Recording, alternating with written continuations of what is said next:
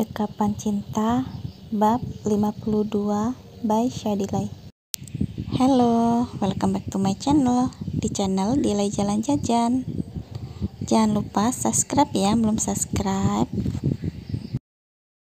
Dekapan Cinta Bab 52 by Shadilay, episode Hana menyelidiki Levi. Jam menunjukkan pukul 12. Levi berencana akan makan di kantor saja. Ia telah memesan makanannya. Gita dan Rina akan makan di luar kantor. Tak lama sebelum Gita pergi makan, Hana datang ke kantor mereka. Ia langsung masuk ruangan Levi. Levi terkejut akan kedatangan Hana. "Ada perlu apa kamu kemari?" ujar Levi. "Saya kangen kamu dong sayang," jawab Hana. Hana mencium Levi dan memeluknya. Levi seolah biasa saja, tak bereaksi apapun. Biasanya Levi menolaknya dengan keras. Namun berbeda dengan saat ini. Gita menyaksikan itu merasa kecewa. Makin hancur hatinya melihat mereka. Levi yang masih berada dalam pelukan Hana melihat Gita agak aneh. Gita segera pergi dari sana secepatnya. Ia tak ingin melihat kemesraan kekasihnya itu bersama wanita lain. Tak lain adalah mantan tunangannya. Hana pun merasa senang akan reaksi Levi. Ia tak ada perlawanan apapun. Tak seperti sebelumnya saat ia sudah putus. Tapi kini Hana menyadari ada hal yang aneh dengan Levi. "Sayang, kamu sudah makan?" tanya Hana. "Belum," jawab Levi singkat. "Kita makan di luar saja yuk," ajak Hana. "Aku sudah pesan makanan tadi," ujar Levi. "Oh ya sudah, kita makan di sini saja. Aku juga akan pesan makanan." "Sayang, kamu kenapa?" tanya Hana. Karena dari tadi Levi agak bengong. "Kamu kok kayak lagi sakit gitu?" ujar Hana. "Oh tidak, aku baik-baik saja," jawab Levi. "Kamu sebaiknya jangan capek-capek." Jam makan siang pun berlalu. Gita dan Hana segera menyudahi makan siangnya dan kembali ke kantor. Sesampainya di kantor, Gita masih melihat yang bikin hatinya terhiris. Hana sedang memijit punggung Levi. Dan Levi tampak tersenyum dan mereka tampak bercanda ria. Itu dalam pandangan mata Gita. Namun kenyataannya adalah Levi merasa risih akan kelakuan Hana padanya. Karena ia malu dilihat pegawainya. Ia meminta Hana menghentikan kegiatannya. Namun Hana tak menghiraukannya. Karena memang ia sengaja melakukan hal itu agar Gita melihatnya dan untuk memastikan kebenarannya bahwa Levi mengalami gangguan ingatan. "Aku bisa mendekati Levi lagi kalau begini. Sepertinya Levi memang hilang ingatan. Aku akan terus datang kemari," ujar Hana. "Dia harus jadi milikku lagi. Tidak ada yang boleh memilikinya. Kami sudah dijodohkan sejak kecil." Jam pulang tiba. Kita segera pulang bersama Rina. Hari ini Rina akan menginap di rumah Gita. Levi segera menyelesaikan kerjaannya juga. Namun saat ia keluar, Gita sudah tidak ada. Gara-gara aku banyak kerjaan, jadi terlambat. Levi akhirnya memutuskan untuk pulang. Di jalan ia masih terngiang perkataan Gita. Kenapa dia begitu emosional sekali tadi pagi? Kenapa aku terbayang wajah Gita terus? Seperti ada yang aneh dengan diriku. Dan aku tak mengerti mengapa sikapnya begitu, tanpa ada yang membebani dirinya. Sangat menyedihkan sekali dia. Kenapa tadi dia tampak murung sekali ya? Apalagi saat dia melihatku bersama Hana. Apa memang dia orangnya seperti itu? Gita dan Rina telah sampai di rumah. Mereka segera mandi dan memasak. Akhirnya kelar juga kita masak. Waktunya makan. Ayo kita makan. Wah, enak banget Rin. Kamu jago masak. Sering-seringlah nginap di sini. Hehehe. Keesokan harinya, seperti biasa Gita berangkat ke kantor. Ia berusaha menyelesaikan tugasnya dengan baik.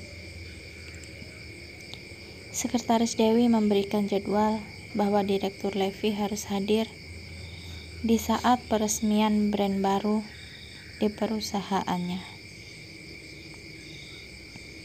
Direktur besok jam 9 pagi ada acara peresmian brand baru kita. Bapak harus ada di sana jam 9 pagi. Baiklah, jawab Levi. Kenapa aku tidak konsen begini ya?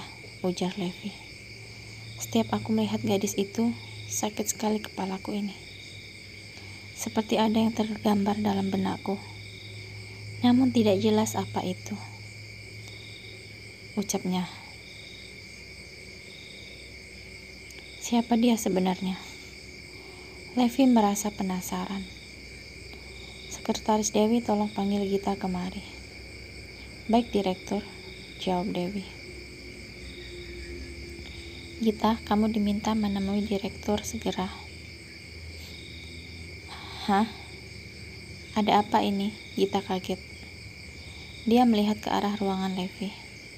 Levi pun melihat ke arahnya. Jantung Gita berdetak kencang. Dia sangat berat melangkah menuju ruangan Levi.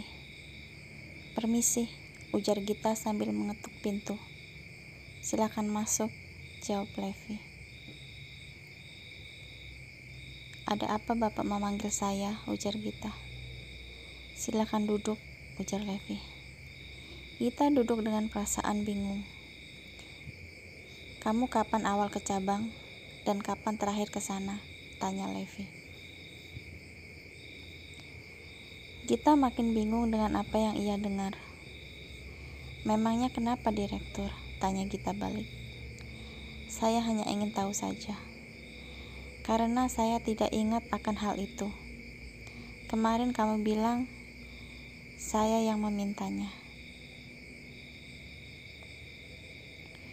Namun saya masih belum ingat bahwa saya pernah meminta kamu menanganinya. Saya pusing karena harus mengingat-ingat. Ternyata benar dugaan kita bahwa ia amnesia. Saya akan menjelaskannya, ujar Gita.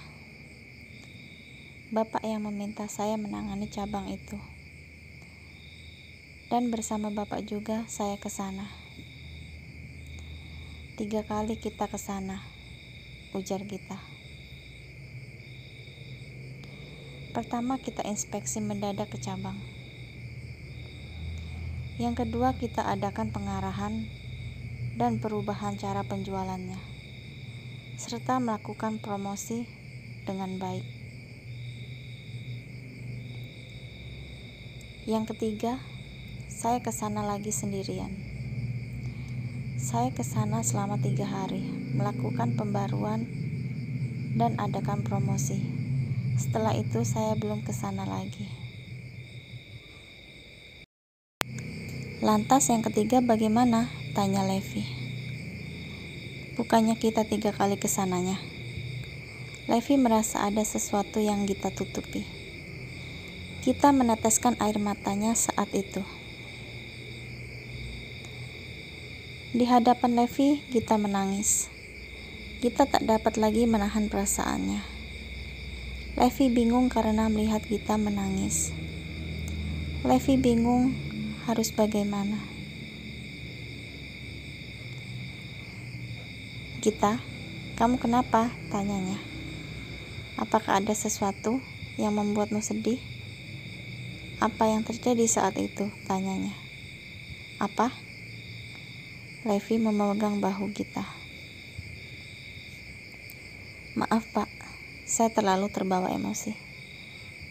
Kamu tidak apa-apa? Tanya Levi cemas.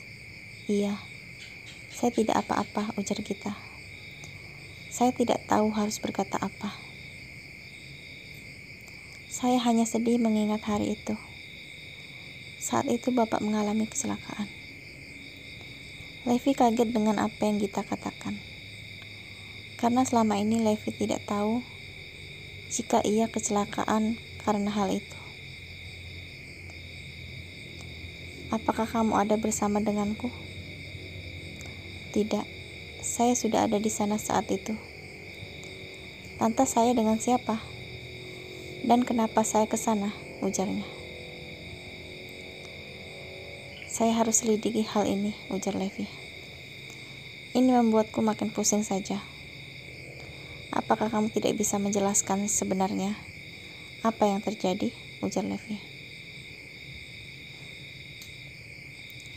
Kamu tahu sesuatu kan? Tanya Levi lagi. Kita hanya menganggukkan kepalanya saja. Baiklah, ayo katakan padaku apa yang terjadi. Aku berusaha mengingat namun tak ingat. Namun kepalaku selalu saja sakit. Apakah direktur akan percaya ucapan saya? Saya akan dengarkan apa yang kamu katakan. Ayo beritahu saya apa yang terjadi pada saat itu. Kita bercerita semua yang terjadi pada Levi saat itu. Sekian cerita Dekapan Cinta bab 52. Nantikan cerita selanjutnya.